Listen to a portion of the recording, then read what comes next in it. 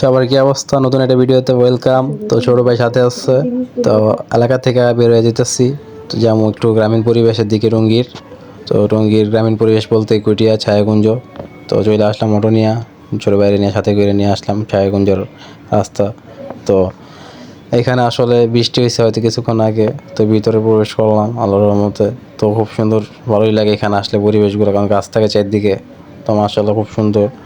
আর যাইতে না যাইতে এই যে আকাশের ওয়েদার খুব খারাপ হয়ে গেল আর বৃষ্টি শুরু হয়ে গেছে। তো আইছিলাম ঘোরার নিয়তে, ঠিক আছে। তো যাইতে না যাইতে সামনে একটু ব্রেক নিলাম, হারায় একটু ছবি তুললাম, ভিডিও করবো। বাট বৃষ্টির কারণে আর হইলো না, বৃষ্টি অনেক জোরে পড়া শুরু করে দিচ্ছে। তখন যেমনি হোক এই বৃষ্টি থেকে রক্ষা পাইতে হইব, এটা ভিজে জামুকা। একবার গোসল করছে, আবার গোসল করানো লাগবে। তো সামনে গিয়ে একটু খারাইলাম, একটা বারিন্দা ছিল একজনের বাড়ির, তো এনে খারাইছি। খারাই বৃষ্টি কমলো, তো বৃষ্টি কমলে বাইরে এলাম।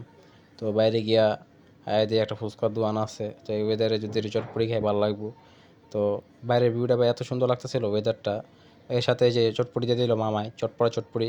তো চটপড়া চটপড়ি খুবই দেখতে সুস্বাদু ছিল। ছোটো ভাই আগে খেয়াল হইলো, তো আমি একটু খাইয়া দেখি কেমন হয়েছে। তো এক চামচ খাইলাম, বিশ্বাস করেন ভাই, যে হাসিটা দিছি, চটপটিটা ভাই একদমই মজা হয় নাই।